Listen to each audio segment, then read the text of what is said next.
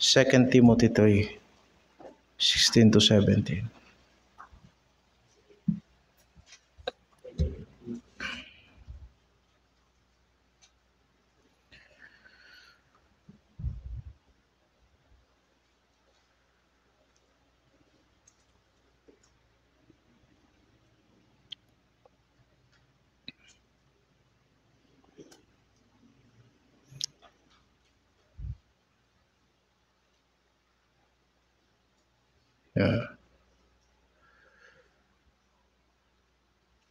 Ang lahat ng mga kasulatan na kinasihan ng Diyos ay mapapakinabangan din naman sa pagtuturo, sa pagsansala, sa pagsaway, sa ikatututo na nasa katwiran, upang ang tao ng Diyos ay maging sakdal, tinuruang lubos sa lahat ng mga gawang mabuti.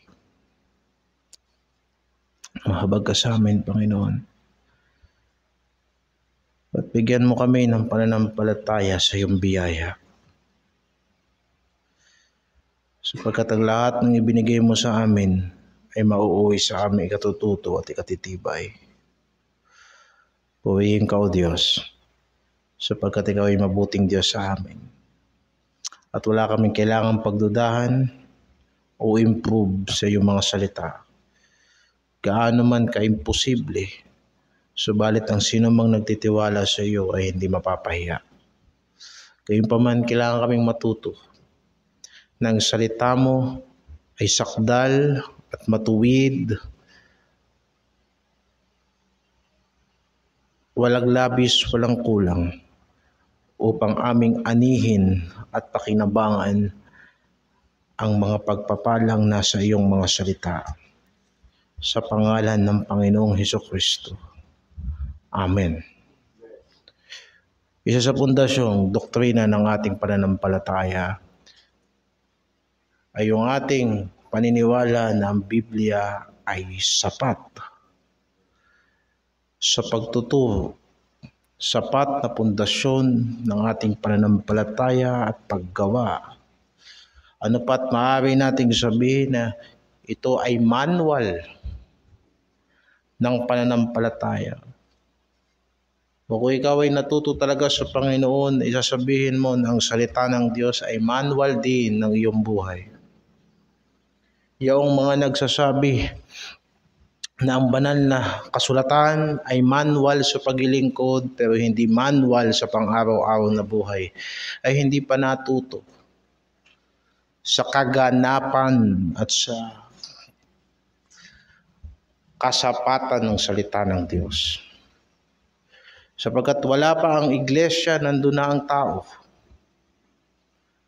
Hindi nagkamali ang tao sapagkat hindi siya sumunod sa kanyang iglesia. Nagkamali ang unang tao sapagkat hindi siya nagtiwala sa salita ng Diyos. Kaya aking sasabihin, kung ang iglesia ay may pinatutupad na katuruan at paglilingkod na hango sa salita ng Diyos, sapagkat ang salita ng Diyos ay ating gamit sa ating pamumuhay. Kung kaya,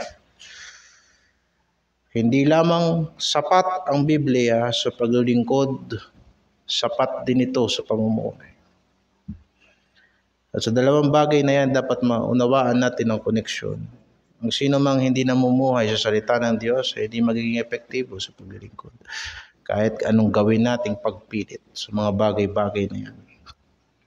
Ang tinutukoy kong prinsipyo, yung tinatawag nating sola scriptura, na sinasabing by the scripture alone.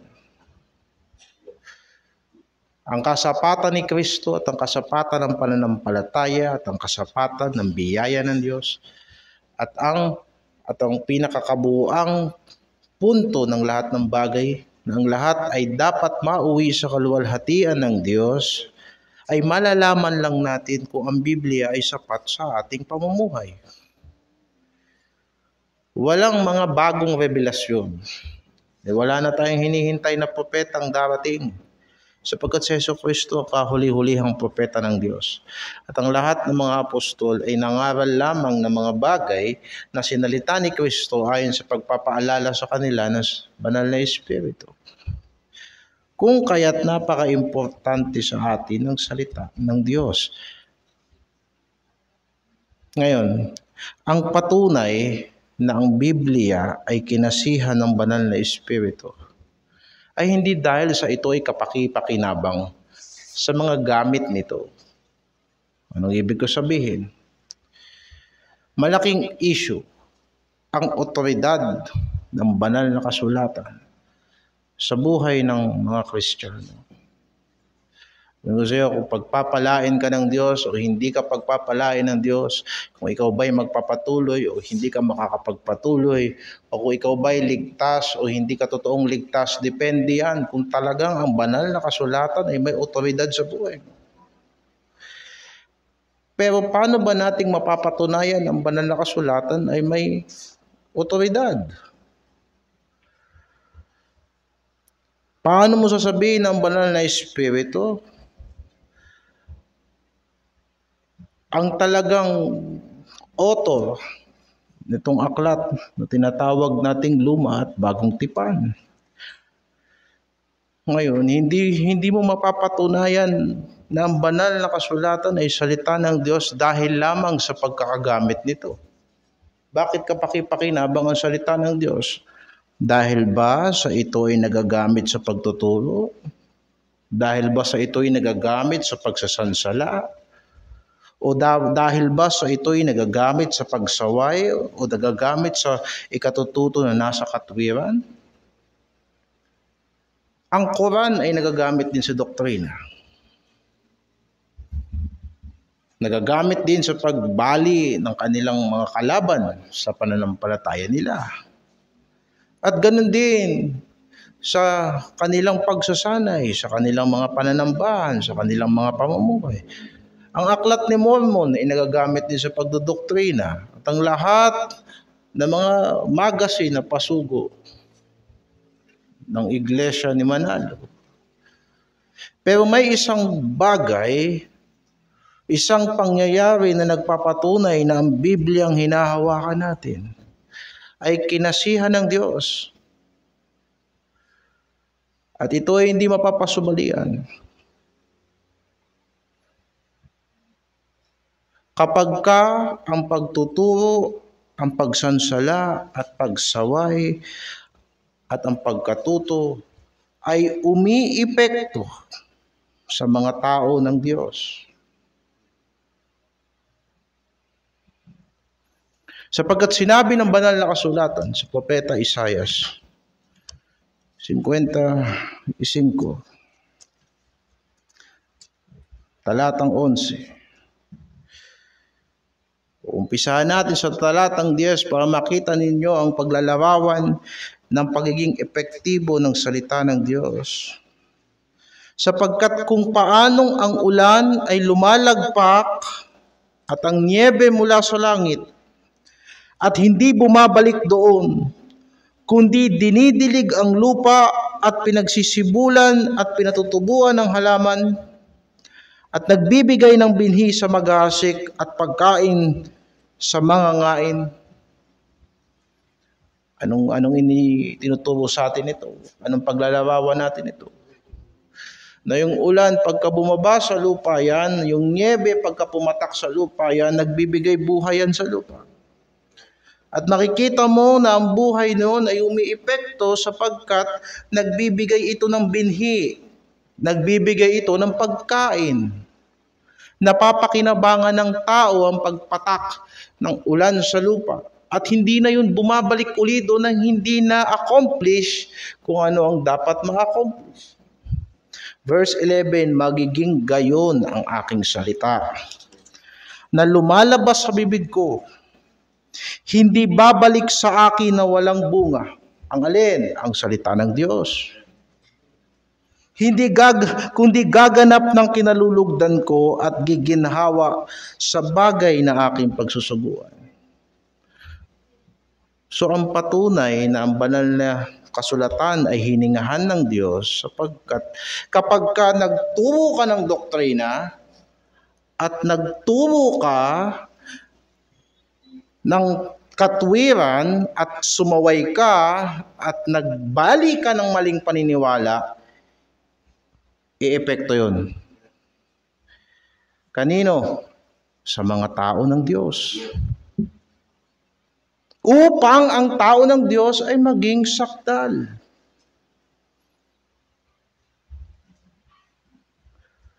Tandaan mo, ang ulan, umiepekto lang at nagkakaroon ng bunga kapag ito ay tumama sa lupa. Pero kung halimbawa, kung sinalo ng planggana yan, makikita mo ba yung epekto ng ulan na kagaya na sinasabi ni Propeta Isaias? Asiguraduhin mo na yung ulan pagka tumama sa lupa, yung lupa magkakabuhay. Ganon din naman ang salita ng Diyos. Oot hindi ito bumabalik sa Diyos ng walang kabuluhan. Pero tandaan mo, ito ay hindi kumikilos sa mga anak ni Satanas. Sa mga taong patay sa kasalanan. Sa mga taong walang banal na espiritu. Kung kaya't kung merong isang hindi mapapasubalian na dapat tanggapin sa pananampalataya, ay yung biyaya ng Diyos sa pagtutuwid, sa pagdodoktrina, sa pagsasansaya. Walang duda na may kapangyarihan ng salita ng Diyos sa kapanganakang muli. Nabasa natin yan.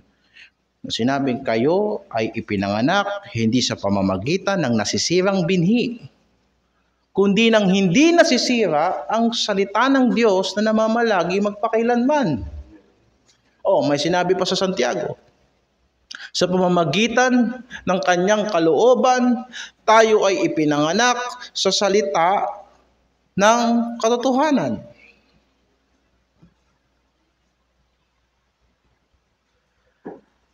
Hindi rin pwedeng hindi umepekto ang salita ng Diyos sa pagpapabanal sa mga tao ng Diyos.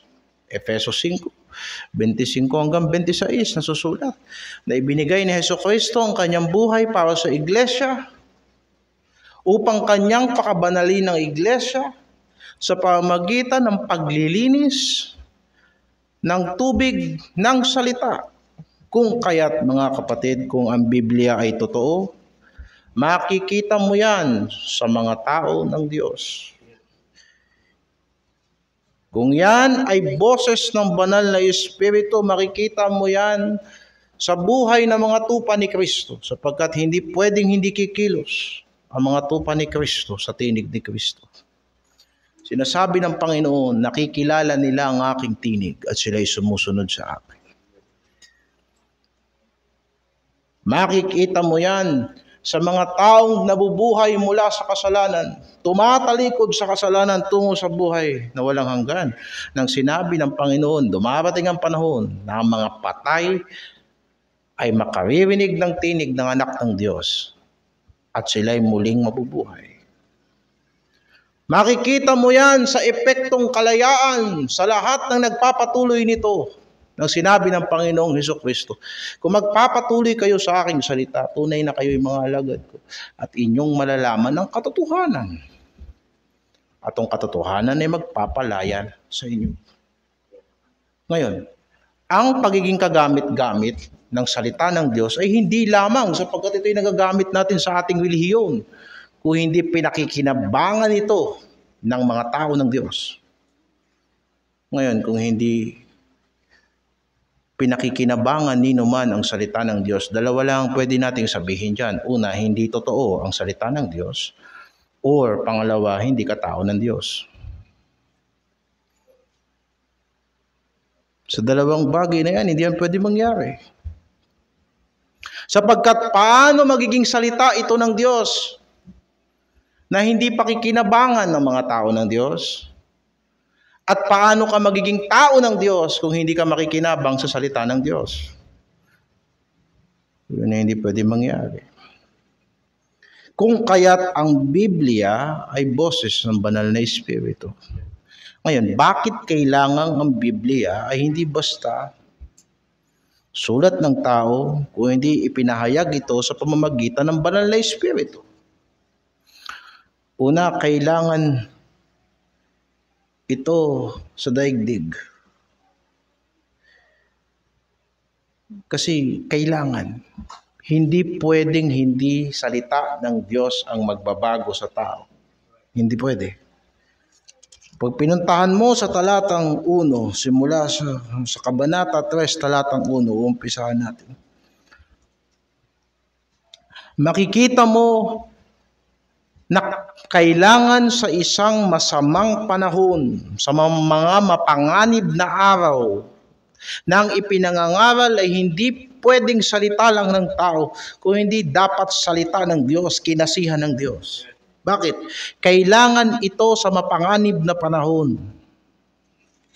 Talatang 1 hanggang 4. Alamin mo ito na sa mga huling araw ay darating ang mga panahong mapanganib, sapagkat ang mga tao ay magiging maibigin sa kanilang sarili, maibigin sa salapi, mayayabang at mga mapagmalaki, mapagtungayaw, masuwayin sa mga magulang, mga walang turing, di marunong magpasalamat, mga walang kabanalan, walang katutubong pag-ibig, mga walang paglulubag, mga palabintangin, mga walang pagpipigil sa sarili,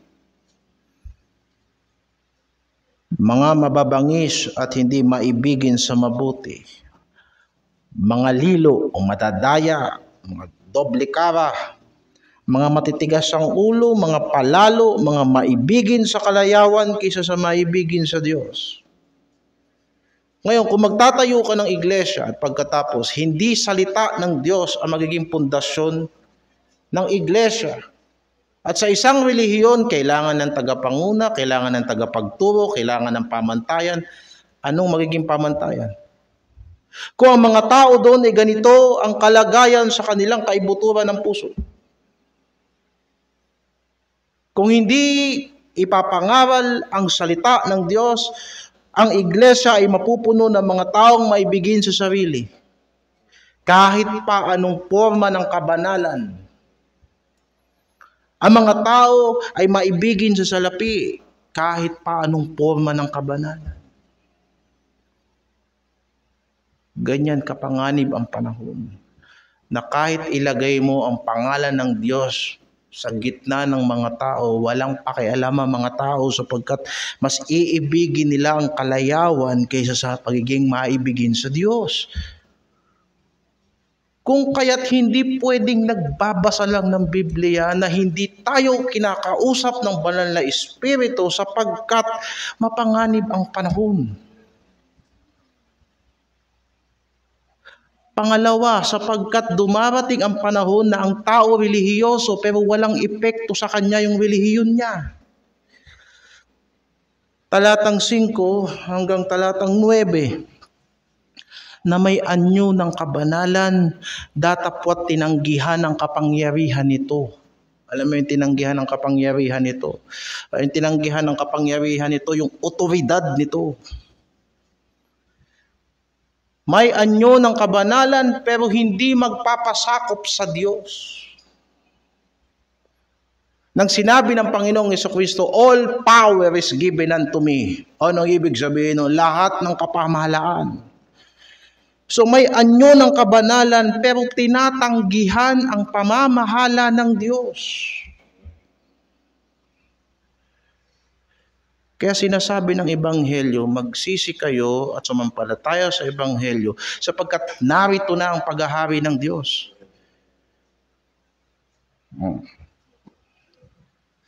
Sapagkat ang mga ito, lumayo ka rin naman sa mga ito, sapagkat ang mga ito ay nanggagapang sa mga bahay-bahay at binibihag ang mga babaeng haling, nalipos na mga kasalanan at hinihila ng mga iba't ibang pita.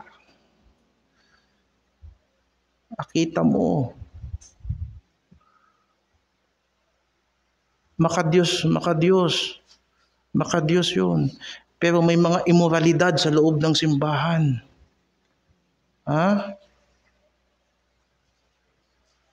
Kung kaya't hindi na sila nagtuturo ng kabanalan at pagpapasakop sa loob ng simbahan sa salita ng Diyos. Pinangungunahan sila ng iba't ibang pita pero makadiyos. Walang pagpipigil sa sarili. Isipin mo, makadiyos pero mas mahal niya yung kalayawan kaysa kay Kristo. Paano ka naging makadiyos niyan? Kung walang salita ng Diyos na kinasihan ng banal na Espiritu, paano yan papasok sa kaibuturan ng konsyensya ng tao? E ang tao magaling magtago sa likod ng kanyang matigas na konsyensya. Ba? Dalawa lang yan. Dalawa lang talaga ang nagpapastor ngayon, yung baliw at saka mukhang pera. Siguro hindi naman ako mukhang pera, so baliw ako. Pakinabang. Yung gusto nang magpakamatay at saka yung gustong makinabang. Bakit? Kasi kung walang salita ng Diyos, ganyan ang makikita mo sa iglesia. Paglabas mo sa sanlibutan, makikita mo yung talatang 1 hanggang 5 o hanggang 4. At pagpasok mo sa loob ng mga simbahan, makikita mo yung talatang 5 hanggang talatang 9.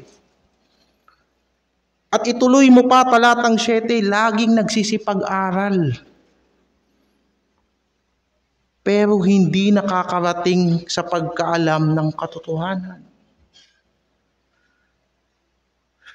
Lalo na kung ang mandato ng pastor sa chapter 4, verse 2, ipangaral mo ang salita. Bakit kailangan, pag anong ibig sabihin na ipangaral mo ang salita? Ang pastor ay hindi entitled na mangaral ng sarili niyang salita. Kung hindi kailangan ng bawat sasabihin niya ay natural at literal na pagkakasalansan at pangangatwiran ng salita ng Diyos kagaya ng ginagawa natin ngayon. Tinatawag natin yung exposition. Kaya nga maraming nakakapagtago sa kabanalan. Bakit? Madaling maintindihan ang salita ng Diyos. Pero ang tanong, nagpapasakop ka ba sa katotohanan nito? Lumalakad ka ba sa katotohanan nito? Kung walang banal na Espiritu, sinong kukonbik sa atin sa katotohanan? Di ba? Kahit pare, gumagamit ng Biblia. At kahit mga Pentekostal. At kahit mga saksi. At kahit mga baptist, gumagamit ng Biblia. May forma ng kabanalan. Ang masaklap nito, ngayon halata mo na, may forma ng kabanalan pag nasa church. O, di ba? Noon wala eh. Noon pag sinabing may forma ng kabanalan, talagang hindi mo makikita. Talagang nagtatago yan pag gagawa ng kasalanan. Itong unang panahon. Ngayon makikita mo, may forma ng kabanalan pag nasa simbahan. Pero pag wala sa simbahan, yun, lagalag sa pag-ibig sa sanlibutan. Hindi ba?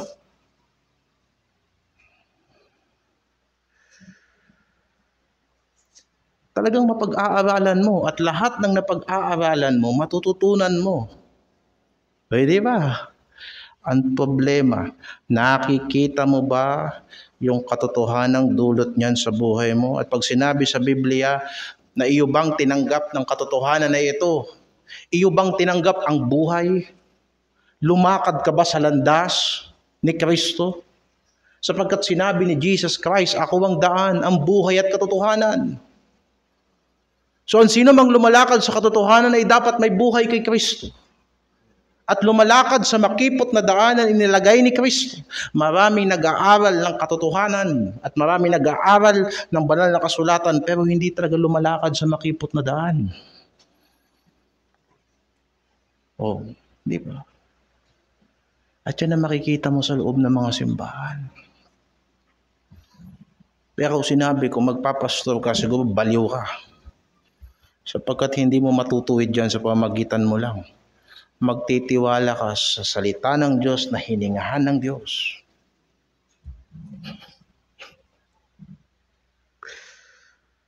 Kaya nga ang daming mga gumigibap sa ministry. Bakit? Ang dami kasing aral lang ng aral. Pero hindi yan nakikita kung ano bang epekto ng inaaral niya sa buhay niya. Akala mo ba yung mga anak ni Satanas, hindi relihiyoso yun? Yung mga Hudyo na kinausap ni Kristo na sinabi niya, mga anak kayo ng tatay niyong dyablo. Mga relihiyoso yun. Pero ayaw nila nung katotohanan na sinasabi ni Kristo. Ituloy natin. Anong ibig sabihin nito? At kung paanong si Jannes at si Jambres ay nagsilaban kay Moises at gayon din naman ang mga ito'y nagsilaban sa katotohanan. Yung pala yung ibig sabihin ng hindi nakakarating sa katotohanan. Lumalaban sa katotohanan, ito pa, mga taong masasama ang pag-iisip, mga tinakwil tungkol sa pananampalataya. Lumalaban sa katotohanan, hindi nagpapasakop sa katotohanan. Pero kita mo, kung merong epekto ang salita ng Diyos sa atin, ito, nagbabago yan ang isip. Maaaring wala ka pang pwedeng sundin ngayon kasi nakaupo ka dyan. Natural. Kung merong kasalanan na dapat kang itigil, hindi mo magagawa ngayon yan dyan. Nakaupo ka dyan eh. Pero dapat man lang nagbagong isip mo habang nakaupo ka dyan. Okay, di ba? Pero kung hindi nagbabago ang isip mo ngayon, tinatanggihan mo ang katotohanan, yun ang dahilan kung ba't hindi ka nagbabago. Roma 12:2. Magbago kayo sa pamamagitan ng pagbabago ng pag-iisip. Ang pinapaintindi sa atin ng Diyos ganito, itinutuwid tayo sapagkat may mga ginagawa tayong hindi gusto ng Diyos. Pinapangatwiranan tayo ng Diyos sapagkat may mga pangangatwiran tayo. Ay pangangatwiran tayo na motivated ng pagmamahal natin sa sanlibutan kaysa pagmamahal sa Diyos. Sabihin ko sa iyo, kapag ka nagmahal ka ng mali, wala na ako magagawa dyan. Mag-aaway na tayo. Kung sinasabi ko sa iyo na mahalin mo ang Diyos, pero mahalin mo ang kalayawan kaysa sa Diyos, wala akong magagawa sa iyo. Mag-aaway na tayo. So anong gagawin natin para i-please natin ang isa't isa? Ako wala akong gagawin. Mangangaral lang ako palagi kung anong nakasulat. Pero ang gagawin mo ganito. Kunwari susuporta ka sa simbahan. Mag-aanyo ka ngayon na makadiyos. Pero totoo sa kalooban mo, mas mahal mo ang kalayawan kaysa sa Diyos. Ngayon, yan ang katotohanan yan. Kung walang banal na espiritu na kumikilos sa puso ng tao, magtatagal ka rito sa simbahan, pero tignan mo, tagal mo na sa simbahan, hindi ka pa rin namumuhay sa salita ng Diyos. Pero relihiyoso ka. Di ba? Pero naiintindihan mo naman. Konting pitik lang ni Satanas, may araw ka rin ng pagbebetray, ng pagkakanulo. Pero binibigyan tayo ng Diyos ng pagkakataon ngayon na kung pinagdududahan nyo pa rin si Kristo hanggang ngayon, binibigyan kayo ng Diyos ng pagkakataon. Alang-alang sa inyong mga kaluluwa. Sapagkat walang sino man na hindi lumalakad sa katotohanan ang may buhay kay Kristo. Ang hindi lumalakad sa katotohanan ay wala kay Kristo. Sinabi ni Kristo, siyang daan, ang buhay, ang katotohanan. Walang makakarating sa Ama kung hindi sa pamamagitan ni Kristo, sa katotohanan ni Kristo, sa buhay ni Kristo at sa daan ni Kristo. Napakalinaw ng banal na kasulatan at inaral natin yun ng maraming beses. Ngayon tanong, naunawaan mo ba ang implikasyon niya na importante yan sa buhay mo? Kaya pagdating sa pananampalataya, para tayong itinakwil. Alam mo yun? Yung kahit anong gawin mo, hindi ka makalapit sa Diyos. Pagdating sa English, reprobate. Itinakwil pagdating sa pananampalataya. Dasal ka ng dasal, hindi umiepekto sa iyo ang dasal mo. Sikap ka ng sikap, pero hindi ka pinagpapala ng Diyos sa pagsisikap mo. Sapagkat Ang kapangyarihan ng banal na Espiritu ay nagbubunga sa kapanganakang muli sa pamamagitan ng pangangaral ng salita ng Diyos, kung saan hindi yan gawa ng tao. Yan talino ng tao. Ito ay espiritual na pangyayari na nagdudulot ng tunay na pananampalataya. Ituloy natin. Kung kaya't hindi sila makapagpapatuloy, talatang 9. Sa ilang panahon, nakasama ni Janes at ni Jambres si Moises. Patuwal, paano sila makakalaban kay Moises kung hindi nila nakasama si Moises? Pero habang buhay ba nilang nakasama si Moises? Hindi sila makakapagpatuloy. Ito bang si Alejandro na gumawa ng maraming kasamaan kay Pablo, nagpatuloy ba yan sa pananampalataya? Hindi. Sapagkat aral ng aral, pero yung konsyensya niya hindi nalinis ng salita ng Diyos. Di ba? Ngayon, at anong mangyayari? Sapagkat mahahayag sa lahat ng mga tao ang kanilang kamangmangan. Hindi lang yung sekreto, kita yun. Pero wag kang mag-alala. Alam mo bakit? Kasi kapag ka lumayo ka sa salita ng Diyos at yakapin mo ang sanlibutan, wala nang sasaway sa'yo doon. Actually, hindi mo nga mahahalata yun. Alam ba, Kristiyano ka, lasinggero ka, tumabi ka sa mga lasinggero sa sanlibutan, akala mo, re-rebuking ka nila. Hindi bagay. Kaya wag kang mag-alala. Pero sa banal na kasulatan at sa mata ng Diyos at sa pinangangaral na ebanghelyo, ikaw ay mangmang. Aral ka ng aral, yung pinakikinggan mo, hindi mo ginagawa. Di ba? Sinabi ng Panginoong Jesucristo, ito ang mangmang. Yung nakikinig ng aking aral at hindi nagsasagawa nito, ay kagaya ng isang taong nagtayo ng bahay sa ibabaw ng buhanginan. Bakit ka nagtatayo ng bahay? Kasi gusto mo ng proteksyon. Gusto mo ng kapahingahan, kaya ka nagtayo ng bahay. Gusto mong may matutulugan ka. Gusto mong mayroon kang sabihin mong sarili mong pag-aari, kaya nga may bahay ka. Pero ang tanong, yung mga kapahingahan, pag-aari, itinayo mo sa ibabaw ng mga bagay na lumilipas. Hindi sinabi ng Panginoon na yung matalinong tao ay hindi babagyuhin. Kapwa na yung nagsasagawa ng salita ng Diyos at hindi nagsasagawa ng salita ng Diyos ay parehas babagyuhin. Diba? Subalit ang siyang gumagawa ng kalooban ng Diyos ay manatili magpakailanman. Alam mo ba yung salitang mananatili magpakailanman? Bakit sila mananatili magpakailanman? Sapagkat makakapagpatuloy sila, hindi kagaya ng mga mangmang na binabasa natin dito sa talatang 9. Diba? Okay.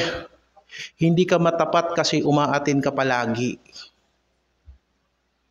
Ang matapat, yung tumanggap ng pangangaral dahil sa siya'y umaatin at pagkatapos, ina-apply niya sa sarili niya. At yun ang kapangyarihan ng banal na Espiritu. Mabuti sana kung walang biyaya ang Diyos. May biyaya kasi ang Diyos Sensitibo din ako sa iba't ibang kahinaan ng mga tao. Bahala na kayo sa mga kahinaan nyo. At bahala na rin ako sa kahinaan ko. Pero hindi tayo pwedeng hindi magkasundo na ang sino mang nakipag-isa kay Kristo ay nagiging bagong nilalang. Di ba? Hindi tayo pwedeng hindi magkasundo doon. Sapagkat ipinahayag yun ng banal na kasulatan na kinasihan ng Diyos. Sapagkat nasa kaibuturan yon ng Ebanghelyo. Saan ba tayo nakipag-isa kay Kristo? Hindi ba sa kanyang kamatayan at muling pagkabuhay? Ngayon,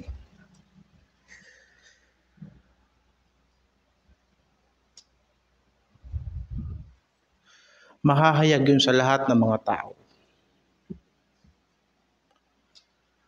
Mahahayag sa lahat ng mga tao kung umiepekto ba sa atin ang salita ng Diyos o hindi. Ano sabihin na ito mga to, no? Bible ng Bible, no? Parang malalang.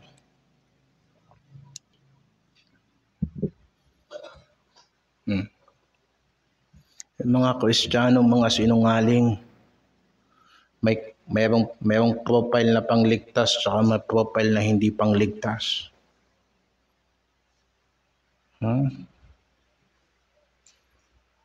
May buhay na pangsanlibutan at may buhay na hindi pangsanlibutan.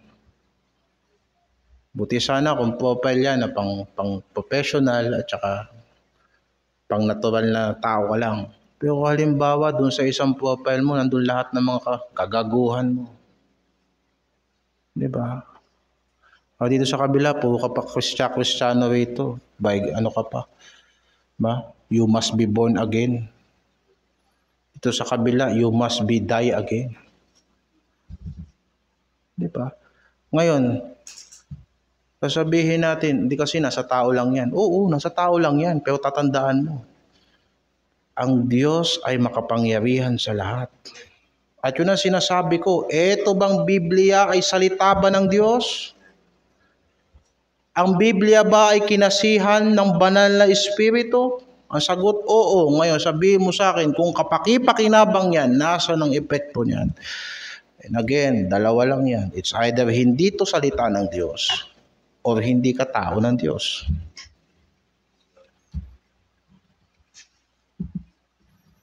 Yan ang doktrina. At kung hindi ka tao ng Diyos, kaninong tao ka? Tao ka ni Satanas. Kahit yung mga anak ng Diyos, na nagpahayag ng anak sila ng Diyos, pero ang nasa utak nila po kamunduhan, tinatawag ni Kristo yan, ikaw, anak ka ng dyablo. Utak mo po dito lang sa daigdig. Oh. Hindi ba? Si Pedro, matapat na apostolis yun. Pero sinabi sa kanya ng Panginoon, Satanas ka.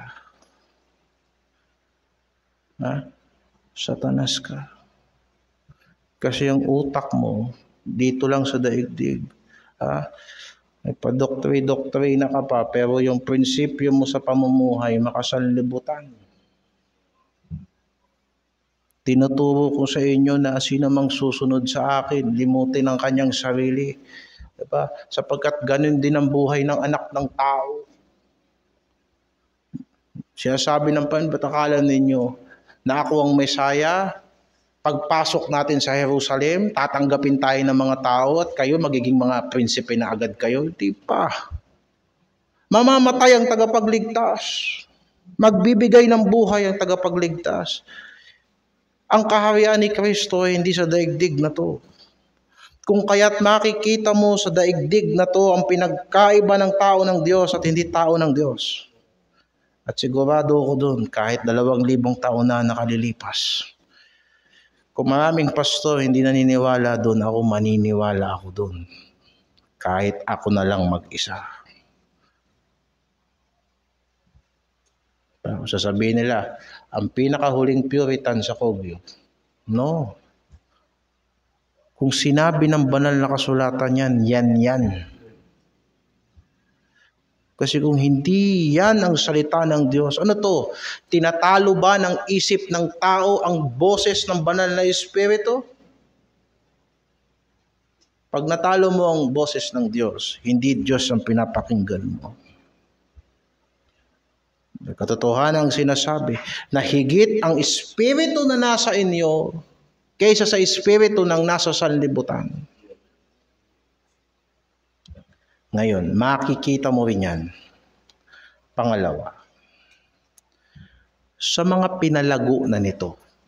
Diba? Makikita mo una na kailangan yan sapagkat masama sa loob at labas ng iglesia, masama ang panahon. Ngayon, pangalawa, makikita mo na ang patunay na ang salita ng Diyos ay kinasihan ng banal na Espiritu sapagkat may mga taong lumakad na sa daan na yan. Ituloy natin sa talatang 10. Ngunit sinunod mo ang aking aral. Nakita mo ba yung salitang ngunit? Ngunit sinunod mo ang aking aral. Ibig sabihin, kakaiba. Kabaliktaran nung nasa talatang 9. Kabaliktaran nung mga may anyong kabanalan, subalit tinatanggihan ng kapangyarihan ng Diyos, ang pamamahala ng Diyos. Kabaliktaran ng mga aral ng aral pero hindi namumuhay sa katotohanan. Kabaliktaran ng mga taong kagaya ni Jannes at ni Jambres na lumalaban kay Moises. Kabaliktaran ng mga hindi nagpatuloy sa pananampalataya at nahayag na sila'y mangmang. Kabaliktaran sapagkat sinabing, ngunit sinunod mo ang aking aral. Ugali, akala, pananampalataya, pagpapahinuhod, pag-ibig, pagtitiis. Mga pag-uusig, mga pagbabata, anumang mga bagay ang nangyari sa akin sa Antioquia, sa Iconio, sa Listra, anumang mga pag-uusig ang tiniis ko at sa mga lahat ay iniligtas ako lahat ng Panginoon. Hindi ba? May talatang sinabi si Apostol Pablo sa Corinto, sumunod kayo sa akin kagaya na sumusunod ako kay Kristo. So may mga, nandito si Kristo, bumaba sa lupa, nagkatawang tao. Ang mga apostol ay sumunod sa yapak ni Kristo. At yung mga disipulo nila ay sumunod sa yapak ng mga apostol. At yung mga sumunod sa mga apostol, sa bawat mga panahon ay may mga taong sumusunod sa pananampalataya. Kung kaya't makikita mo na sa lahat ng panahon, umiepekto ang salita ng Diyos sapagkat sa bawat panahon may mga taong matatapat na tinutulungan ng Diyos na sila ay namumuhay sa pananampalataya pero inuusig sila dahil kay Kristo pero tinutulungan sila ng Diyos. Mga taong nagtitiis, hindi dahil sa mahal nila ang sanlibutan at hindi dahil sa matitigas ang ulo nila at hindi dahil sa mas pinipili nila ang kalayawan kaysa sa Diyos, kung hindi nahihirapan sila dahil sa mas mahal nila ang Diyos. Nahihirapan sila dahil sa mas pinipili nila ang katotohanan. Tinutulungan sila ng Diyos. Ang daigdig na ito ay punong-puno ng kahirapan. Pero hindi lahat na naghihirap ay naghihirap para sa Diyos.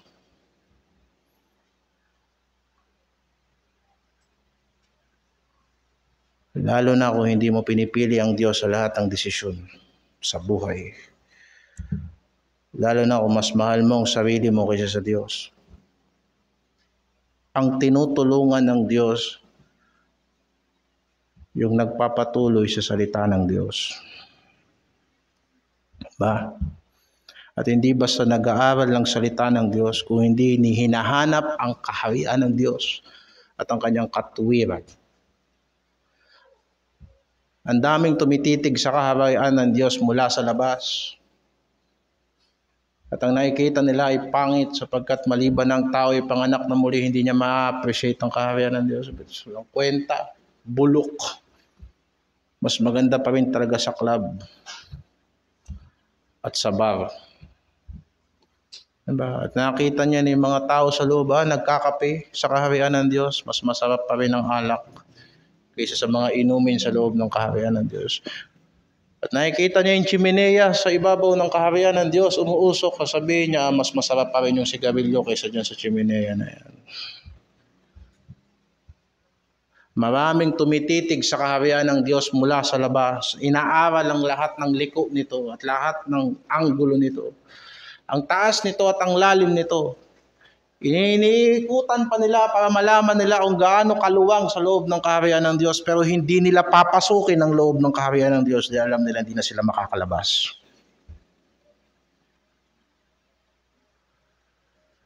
Sapagkat yung mga nag-aakalang nakapasok sila sa kaharian ng Diyos, pero nakalabas. May mga tamang pag-iisip nun sapagkat hindi sila sa Diyos. Tama lamang na palayasin ng mga demonyo sa langit. Kagaya ng walang anghel sa impyerno, wala ring demonyo sa langit. At walang kambing sa loob ng iglesia. Kung kaya't ipinangangaral ang salita ng Diyos na ganito, maoobserbahan mo ang kapangyarihan ng salita ng Diyos sa mga taong sumampalataya dito. Kaya't hindi ko nais na ang patotoo natin sa simbahang ito ay puro kapalpakan lang. Gusto kong makita na kung talagang may banal na espiritu kayo, totoo kayo mula sa kalooban. Sapagkat simula sa umpisa, hindi ko kayo dinaya.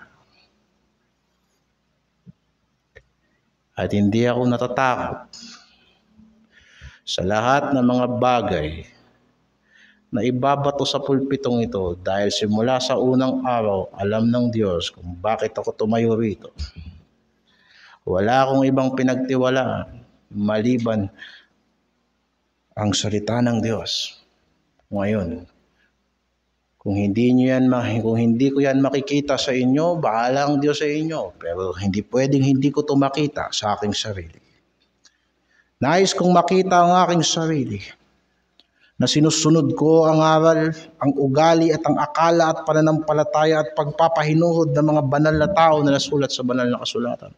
Sapagkat kung anong pananampalataya ng mga apostoli, ganoon din ang pananampalataya natin. Kung anong pananampalataya ni Pablo, yun din ang pananampalataya natin. Ang totoo niyan, si Pablo ay halimbawa sa lahat ng mga mananampalataya.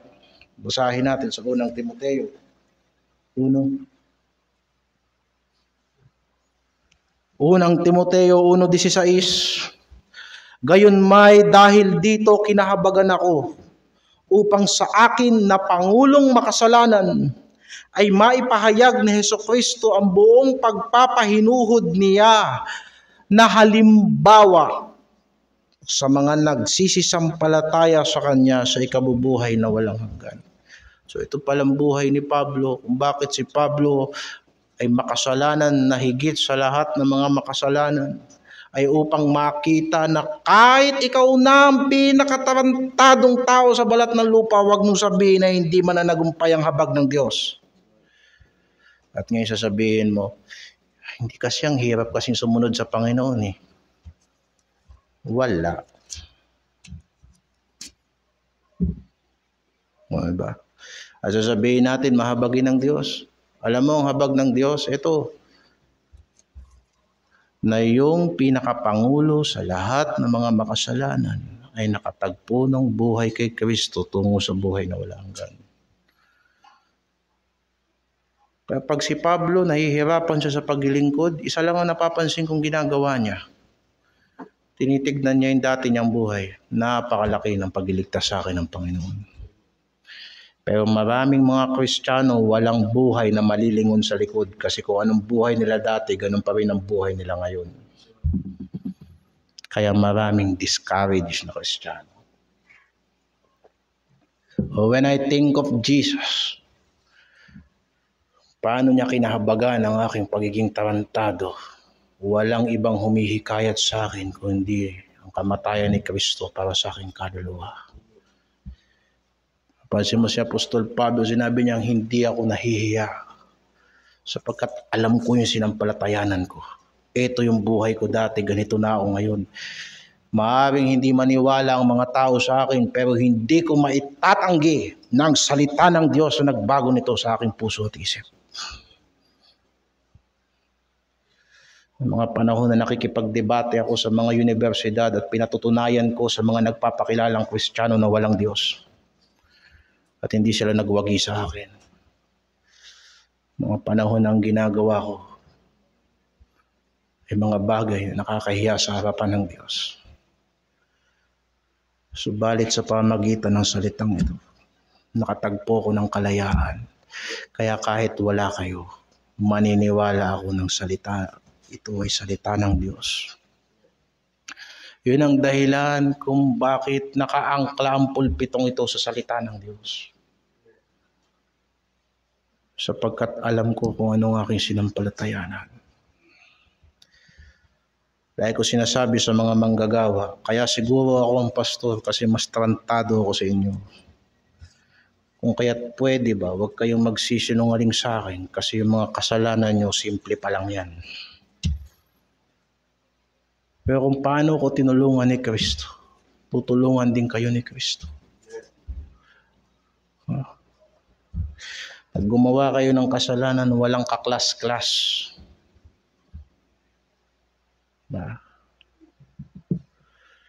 Pero mahabagin si Kristo. Kaya hindi ako nagturo sa inyo ng kautusan. Ang lagi kong ipinangangaral sa inyo ang kasaganaan ng biyaya ng Diyos. Sapagkat kung hindi tayo babaguhin ng salita ng Diyos, anong magbabago sa atin? Wala na. Magsisikap ka na sa sarili mong gawa. At kung hindi ka babaguhin ng salita ng Diyos, paano mo sasabihin na may banal na espiritu? Kasi nauunawaan mo ang pangangaral ko. Parang kagaya yan ng isang lalaking nangingibig na sa kanyang sinabi niya sa kanyang babaeng minamahal, maniwala ka sa akin, minamahal kita. At ang sabi ng babaeng kanyang sinabihan, naiintindihan ko, pero di kita mahal. Pwede sinasabi sa iyo ng Panginoon, minamahal ka niya. At sasabihin mo, naiintindihan ko, pero di mo mahal ang Diyos. Gayon din naman, hindi lahat na nakakaintindi ay nagkakatagpo talaga ng buhay sa Panginoon. Naunawaan niyo yan sapagkat mga tao tayo lahat. Makikita mo ang epekto ng salita ng Diyos sapagkat maihahambig mo sa sanlibutan ng pinagkaiba nito. Sa mga nakatamo ng buhay sa salita ng Diyos, sa mga hindi nakatamo ng buhay sa salita ng Diyos. Tignan mo sa talatang 12. 12 hanggang 13. Lahat ng ibig mabuhay na may kabanalan kay Kristo ay magbabata ng pag-uusig. 13. Datapwat ang mga masasamang tao at ang mga magdaraya ay lalong sasama at sasama na mga dadaya at sila rin ang mandadaya. Sa palagay ko, hindi pwedeng hindi mahalata yan. Di ba? Kagaya ng pangit. Yung pangit, wag mo itabi sa maganda. Hindi mo mahalata yung kapangitan noon. Pag nagsuot ka ng puti at pumunta ka sa eskwelahan, minsan nakala mo ang puti-puti ng damit mo. Pero nung pumila ka sa pilahan at nakatabi mo yung kaklase mo na labas sa tide yung kanyang damit, kita mo na hindi pala maputi yung damit mo. Ganon din naman pinaghahambing dito. Na yung mga namumuhay ng kabanalan, sila ay magtitiis ng kahirapan, pero sinabi na sa unang talata na tinutulungan sila ng Diyos. Pero ang mga masamang tao, mentras mong tinuturuan ang salita ng Diyos, lalong nagiging masama. Sabihin ng isang Kristiyano, parang hindi naman. Sapagkat yung aking pagiging manginginom ay hindi naman nadagdagan, ganun pa din. Dati once a week, ngayon once a week pa rin. So hindi naman ako nadumoble. Sasabihin ng isang kabataan, dati nagsisinungaling ako 3 beses sa isang linggo. Ngayon, 2 pa rin. Pero at least nabawasan. So hindi naman ako pasama ng pasama. Akala mo ba na hindi lumaki ang kasalanan mo? Ngayon na nalalaman mo na anak ka ng Diyos at mabiyaya ang Diyos sa iyo, lalong higit na may pananagutan ka sa Diyos. Sapagkat hindi ka lamang nagkakamali sapagkat sa ginagawa mo, kundi nagkakamali ka rin sapagkat winawalang kabuluhan mo ang biyaya sa iyo ng Diyos. Kung kaya't lalong ang tao nakakapakinig ng salita ng Diyos pero hindi nagsasagawa nito, lalong lumalaki ang kanyang kabigatan at ang kanyang pananagutan sa Diyos. Kung kaya't kahit anong buti ng tao sa kanyang sarili, pero kung sinusuway niya ang salita ng Diyos, mas masahol siya kaysa dati. Mabuti pa, dati wala kang pananagutan sa Diyos, ngayon meron na. At lahat tayo ay may pagkakautang sa biyaya ng Diyos. Hindi ba? Sa panahon ng Panginoong Jesucristo, maraming magnanakaw. Pero higit ang pagnanakaw ni Judas sapagkat nakasama niya sa loob ng 3 taon siya na nagbigay ng kanyang sarili para sa lahat. Sa panahon ng Panginoong Jesucristo, nandun ang mga politiko na yumayakap sa kapangyarihan. Sa panahon na mga Caesar ay naghahari sa Roma. At sa kabilang banda naghahari ang iba't ibang imperyo. Pero malaki ang pananagutan ni Anas at ni Caiaphas sapagkat mismong sa harapan nila tumayo ang anak ng Diyos at kanilang sinabi, ikaw ba ang anak ng Diyos? At hindi nagkaila si Kristo at sinabi ni Kristo, ako nga. At darating ang panahon, makikita ninyo ang anak ng tao na bumabalik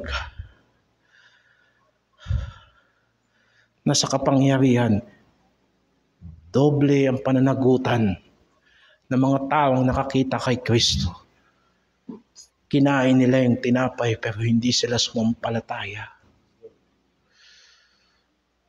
Kaya akala mo ba na babawasan ang iyong pananagutan sapagkat nakikinig ka ng salita ng Diyos pero hindi ka nagsasagawa nito? Hindi. Dumodoble yan. Ano pang sinabi ni Apostol Pedro? Mabuti pang hindi na sila nakakilala sa katotohanan. Kaysa nakakilala sila sa katotohanan, naging mas masahol pa sila kaysa dati. Para sila mga aso na yung sinuka nila, kinakain nila. Para sila mga baboy na linggo-linggo hinuhugasan ang salita ng Diyos pero pagka-Lunes bumabalik sa pusali. Hindi ba pasama ng pasama? Ang batang pakialagala sa kalsada, pagtitignan mo wala siyang pananagutan. Pero subukan mong ampunin yung bata na yan at pagkatapos maglagalag siya uli. Hindi ba dalawa na ang pananagutan niya?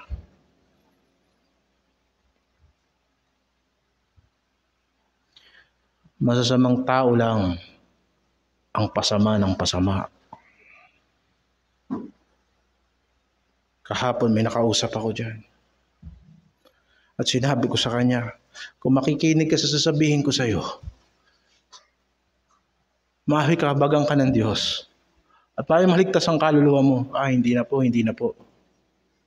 Sinasabi ko sa iyo, hindi mo kailangan mandaya ng tao at magsinungaling ka ng tao para lang makapagdroga ka, para magbisyo ka. Magpapaawa ka sa tao, tapos magbibisyo ka lang. Halika rito, may pag-asa ka pa. Hindi na po, hindi na po. Naawa ako sa tao. Sapagkat ito ang hatol ng Diyos. Na ang liwanag ay dumating sa sanlibutan pero mas gusto ng tao ang kadiliman kaysa liwanag. At pagkatapos sasabihin mo na sumampalataya ka sa salita ng Diyos at tinanggap mo si Kristo na yung tagapagligtas. Dalawa lang yan. It's either ang Diyos ay bakla o hindi ka anak ng Diyos. Sa akin, mas madali kong paniwalaan na ang Diyos ay Diyos. Mas madali kong paniwalaan na si Jesucristo ay perfectong tagapagligtas. Sapagkat kung hindi perfectong tagapagligtas si Kristo, paano na tayo na mga nagtiwala sa Kanya? Makikilala mo sila sa kanilang bunga. At naalala mo sa banal na kasulatan na ang mga kasamaan ay gawa ng laman. Pero anong sinasabi patungkol sa bunga ng Espiritu? Gawa ba ng tao? Hindi, bunga ng Espiritu. Hindi sinabing gawa, bunga ng Kristiyano. Bunga ng Espiritu. Na ibinubunga sa pamamagitan ng mga salita na ito na inilalagay ng Diyos sa ating puso at isip. Na yung mga tumanggap ng salita na may katapatan ng puso. Na hindi inagaw na mga ibon ng salita ng Diyos. Naunawaan nila ito at nakita nila ang kahalagahan nito sa kanilang buhay, yun na nagbunga. Ang iba ay 30 at ang iba ay tagi-60 at ang iba ay tagi-100. Kaya ang usapin na ito, buhay ba talaga ang salita ng Diyos o hindi? Kung hindi buhay ang salita ng Diyos, huwag na tayo magkita-kita dito sa linggo. Sapagkat walang kwenta ang ginagawa natin. So kung salita ng Diyos ay buhay, makikita mo na ang lahat ng nagtitiis ng kabanalan kay Kristo ay tutulungan ng Diyos. Yan ang sigurado. Walang sino mang tumatawag sa Diyos na hindi nakakatagpo ng kapahinga. Pagkat sinasabi, the law of the Lord is perfect, converting the soul. The testimony of the Lord are sure, making wise the simple. Ngayon, hindi lang yan kautusan. Hindi lang yan patotoo. Iyan din ay hatol ng Diyos, the judgment of the Lord. are true and righteous altogether. Ang mga bagay na sinabi na ng Diyos na hindi talaga yon kahit anong ikutin natin.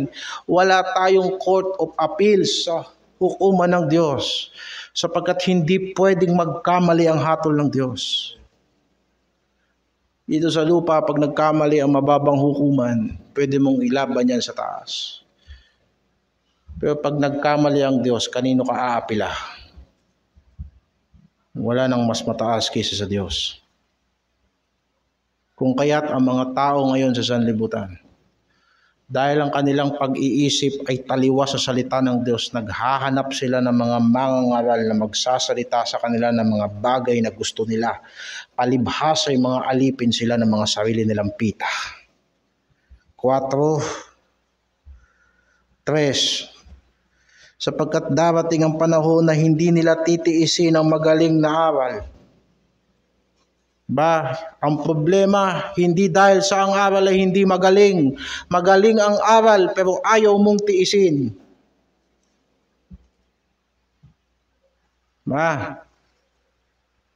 Ganda pala ng aral hindi tiisin mo. Ganda talaga ng preaching ni Pastor. May nagsabi pa sa akin dito noon, Pastor, namangha talaga ako, na-amaze talaga ako sa preaching mo. Na-amaze ka pala, pero di mo kayang tiisin. Ayun ang problema sa iyo, kaya ang dami mong pastor.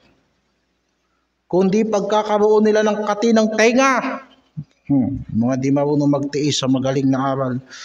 Anong ibig sabihin? Yung magaling na aral talaga, nakakairita. Totoo. Ang mahusay na aral ng salita ng Diyos, nakakairita. Kaya nga titiisin mo di kung comfort yan, hindi mo titiisin yan.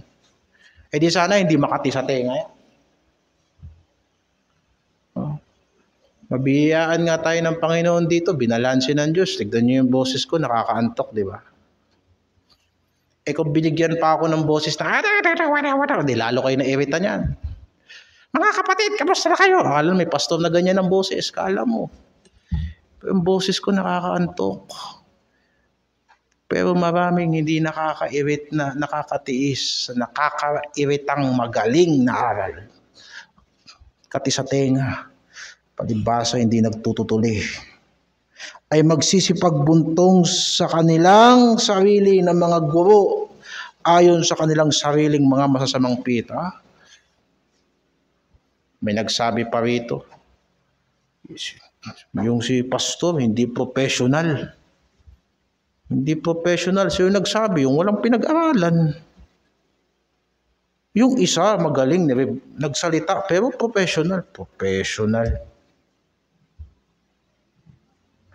Kung mas marunong ka pala sa salita ng Diyos, hindi sana mas matino ka, hindi kita kailangan pagsabihan. Yun. Binisita, nasan ka na? Ito, doon kami ngayon sa pastor doon. Diyan kami ngayon sa CCC. Isa lang ibig sabihin yan. Naghahanap ka nung ayon sa sarili mong pita. Hindi mo nakuha yung gusto mo rito, doon ka sa gusto mo. Kasi hindi mo naman talaga pwedeng makuha ang gusto mo sa Diyos. Ang makukuha mo sa Diyos, yung gusto ng Diyos para sa iyo. Ang tigas ng ulo mo.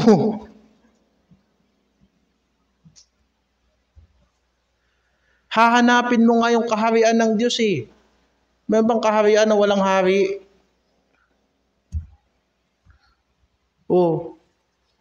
Sabihin mo, ang Panginoon naman, masyado naman siyang, lahat ng sinasabi ko, kinokontra. Natural, hahanapin mo nga yung katwiran ng Diyos Di ba pangangatwiran? Di natural ka ang mangangatwiran ng Diyos sa'yo.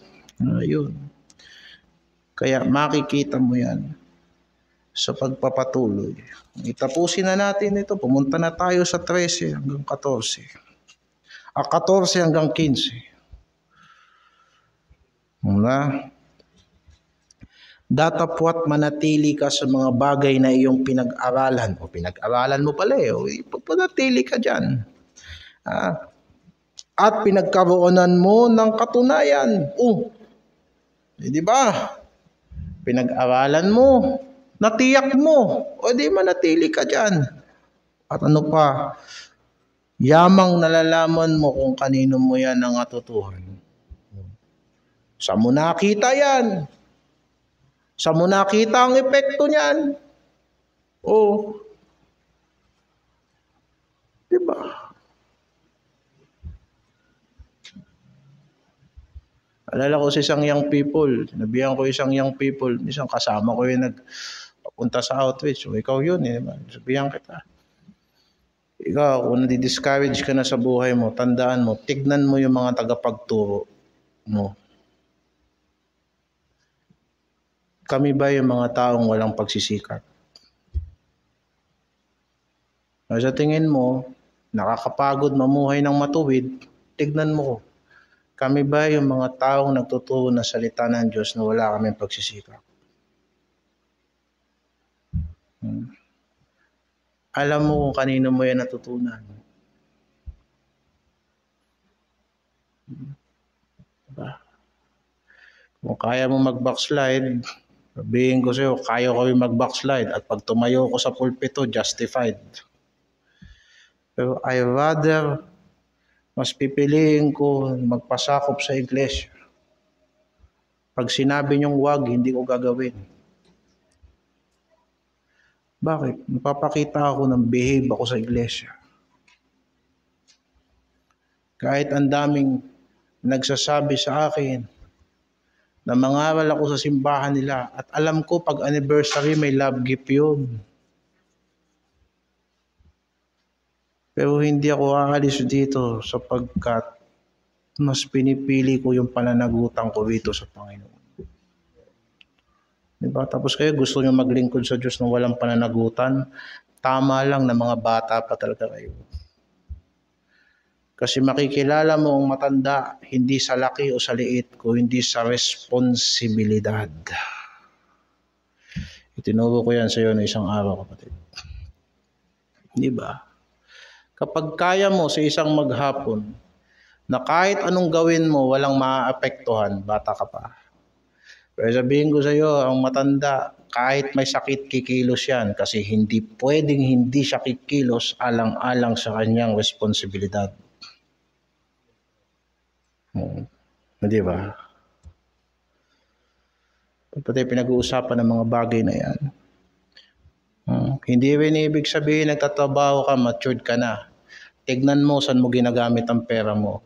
Kung ginagamit mo ang pera mo na walang responsibilidad, bata ka pa. Sabihan ko kayo na hindi pwedeng walang responsibilidad.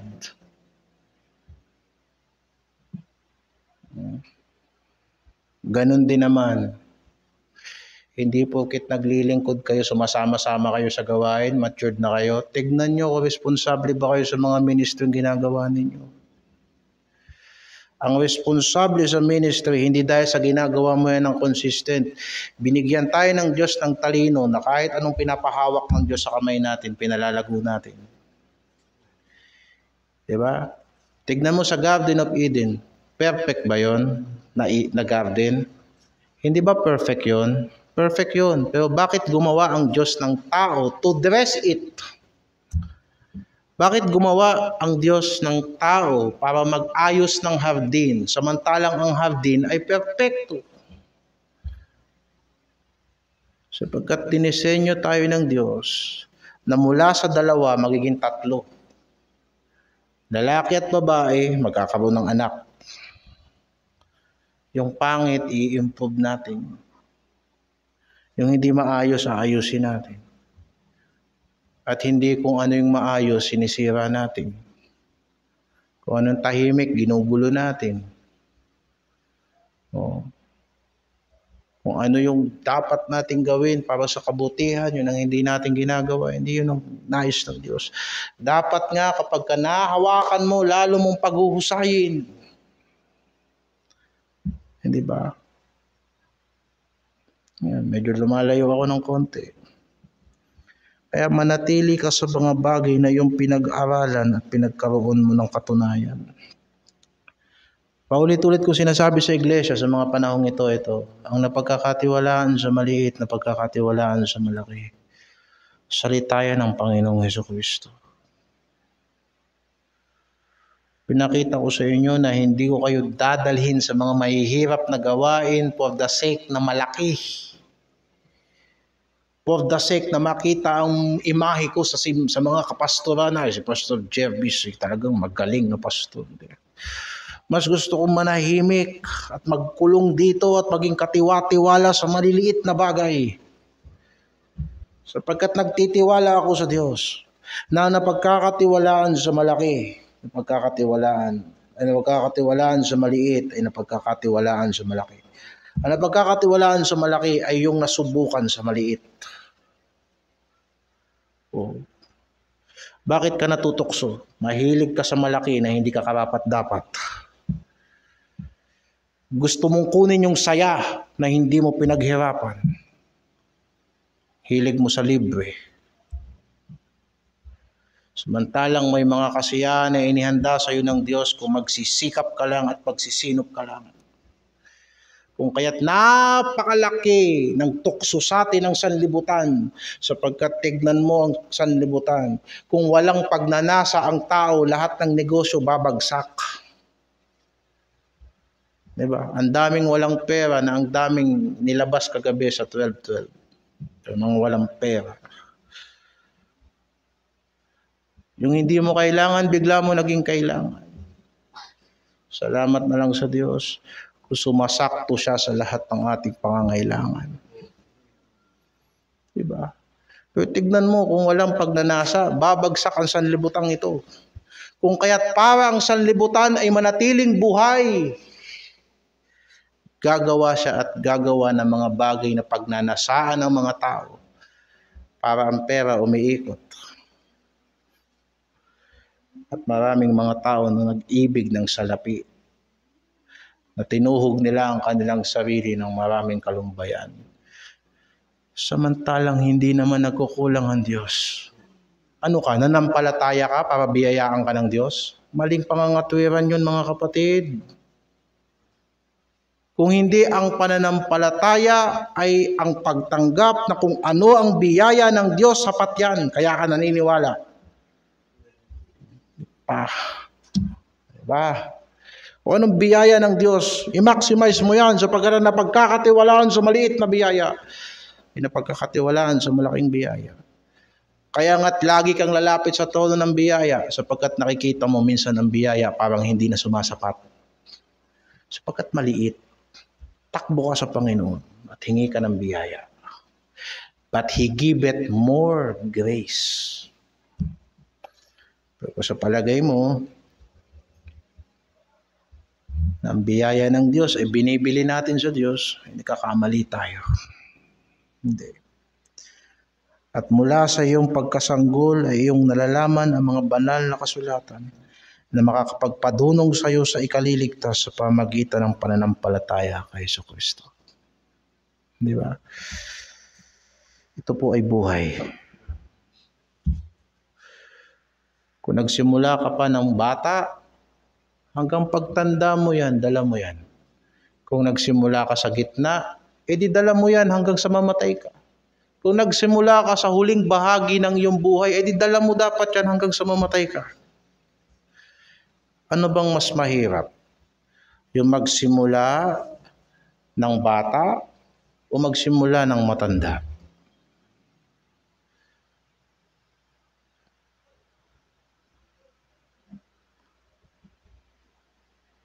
Kung ikaw ay 70 years old at mamamatay ka na sa edad na 80, 10 taon ka na lang magtatapat. Hindi mo pa ma-perfect yung 10 taon. Babackslide ka pa. Kung nakilala mo ang Panginoon, bata ka pa, nasa simbahan ka na. At ang edad mo halimbawa 5 years old at mamamatay ka sa edad na 80, 75 years old ka pang magpapaliko-liko. Kung yung mga bata nga ay inaasahan natin na magtapos sa pananampalataya, edi lalo yung mga matatanda. Nakita niyo argumento na yon? Alam mo sasabihin, ay kasi Kung bata pa ako nakakilala sa Panginoon, edi sana inayos ko na. Hindi. Alam mo kung bakit? Ang mga bata na bata pa lang nakakilala sa Panginoon ay may sapat na pagkakataon para kanilang maranasan ang kabutihan ng Diyos sa kaligtasan. At ang mga huling nakakilala sa Panginoon ay mayroong nakaranas na ng sapat na pagkawasak sa sanlibutan para totoong seryosohin ang pananampalataya kay Kristo. Diba? Ayon sa parable ng ating Panginoong Jesucristo, na mayroong isang may-ari ng bahay,